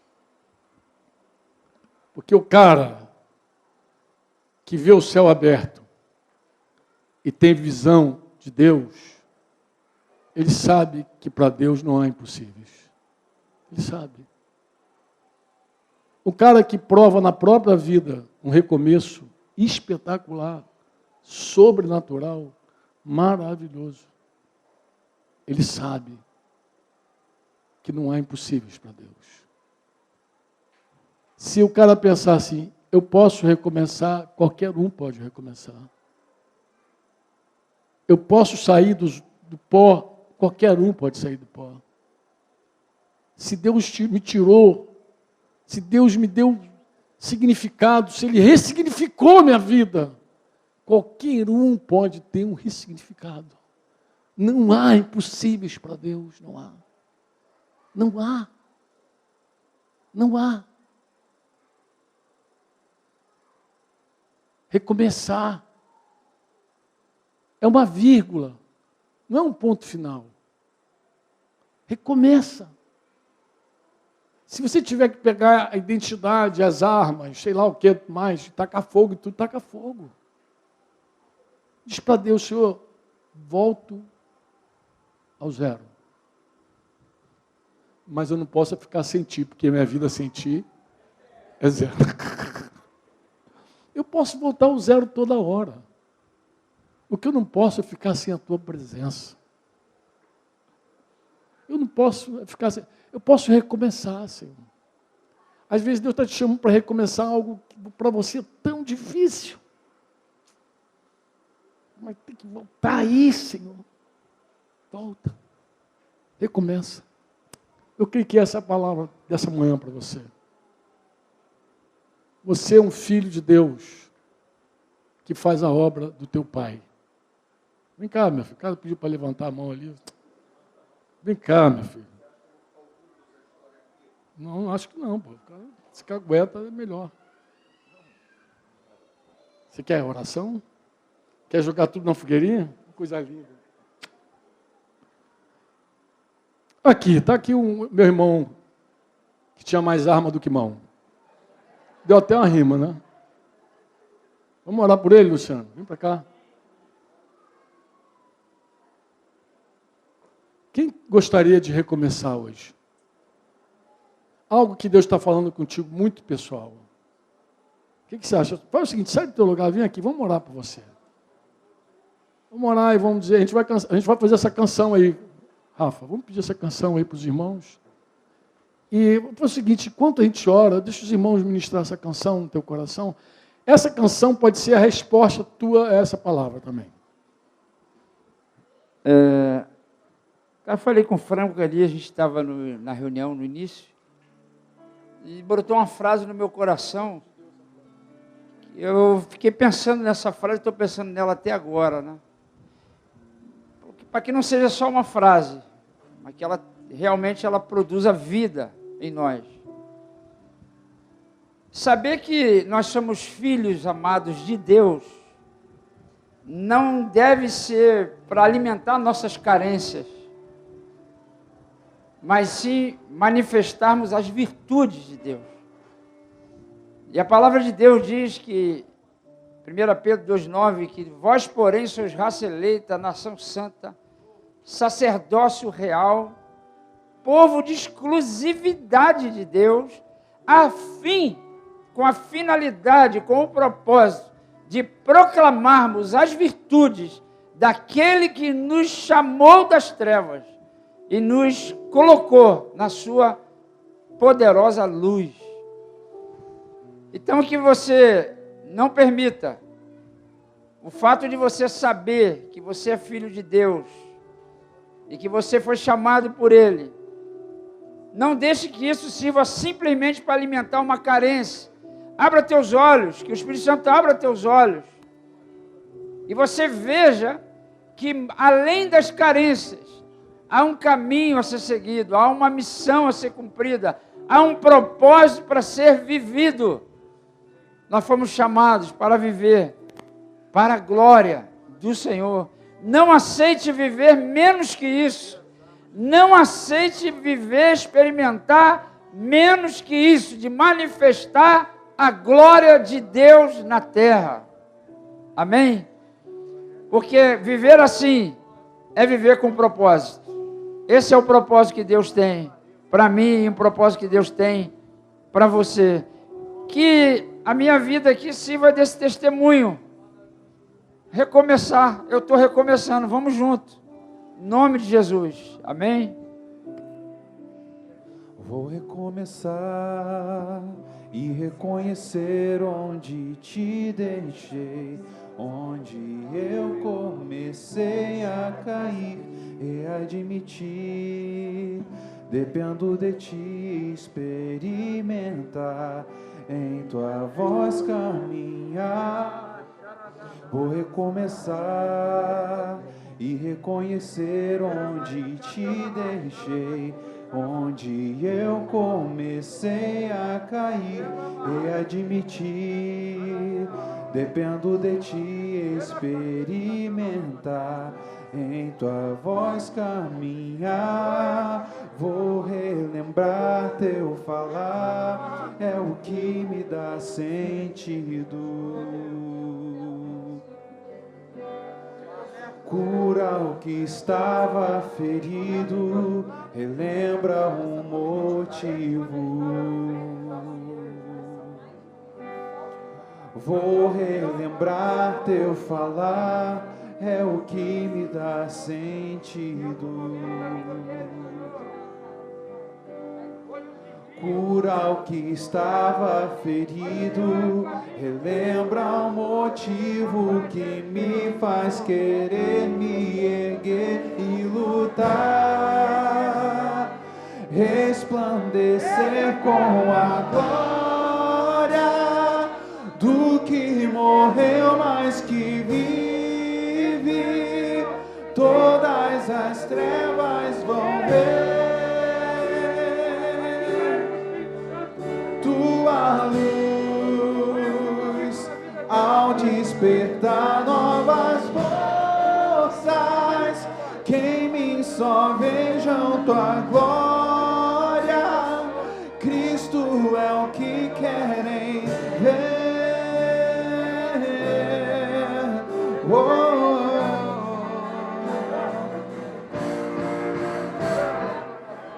Vou recomeçar e reconhecer onde te deixei, onde eu comecei a cair e admitir, dependo de ti experimentar, em tua voz caminhar. Vou relembrar teu falar, é o que me dá sentido. Cura o que estava ferido, relembra um motivo. Vou relembrar teu falar, é o que me dá sentido.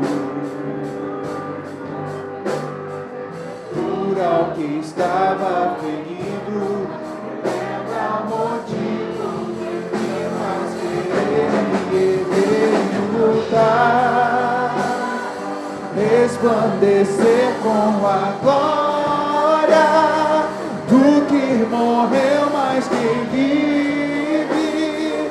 Todas as trevas vão ver tua luz ao despertar novas forças. Que em mim só vejam tua glória. Cristo é o que querem ver. Levantar, resplandecer com a glória do que morreu, mas quem vive. Todas as trevas vão ver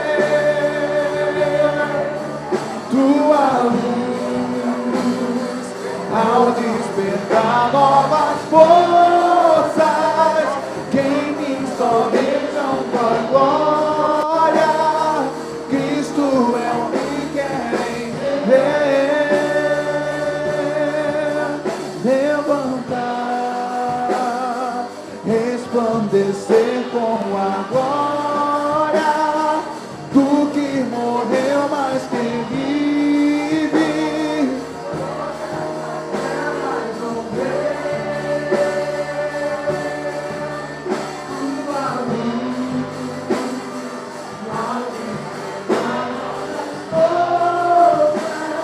Que em mim só vejam tua glória. Cristo é o que querem ver.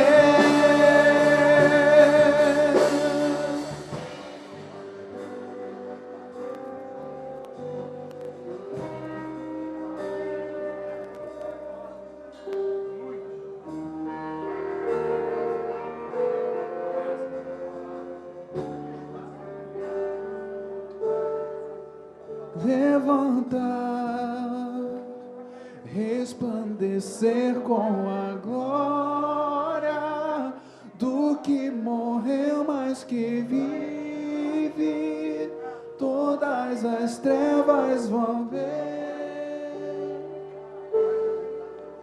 tua luz ao despertar novas forças.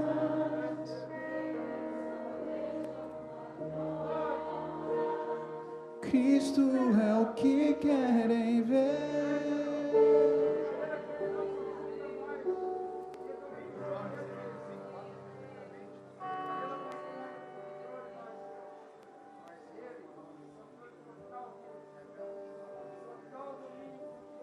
Deus, nosso Pai,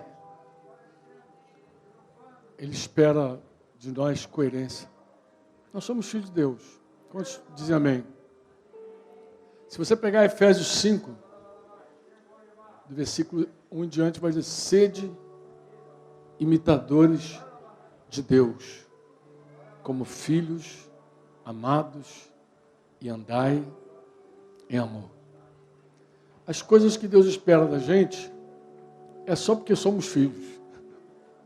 Eu sei que às vezes parece pesado os mandamentos do Senhor, mas não são não. Pesado é andar debaixo do pecado. Mas como filho, Deus espera que a gente viva e manifeste Ele como filho. A gente imita o nosso Pai. A gente imita o nosso Pai. É por isso que a gente precisa conhecer o nosso Pai direitinho, para imitá-lo. É por isso que a gente conhece o Pai olhando para o Filho. Porque Jesus imita o Pai. E Deus espera que a gente imite Jesus. Imitar Jesus. É a coisa mais coerente que a gente pode fazer. Como filhos amados do nosso Pai, só revela quem é teu Pai com a tua vida. Deus não quer impor limites para nós. Deus não é um estraga-prazeres. Tem gente que acha que Deus é um estraga-prazer. Não. Ele é santo. Ele só é santo. E Ele espera que a gente seja como Ele, santo também. Tem estraga-prazeres, tem uma essência, uma relação profunda. E quando você não acerta o alvo, quando eu não acerto, a gente não fica bem. A gente se sente mal quando a gente não imita o nosso Pai. Toda vez que a gente não imita papai, a gente se sente mal, muito mal. Quando o homem peca, ele se sente mal. Quando a mulher peca, quando a mulher desrespeita o marido, ela se sente triste. Ela fica triste. Ela não se alegra. Eu não acredito que uma mulher fica alegre depois de desrespeitar seu marido. Não é verdade. Ela não fica alegre, ela fica triste.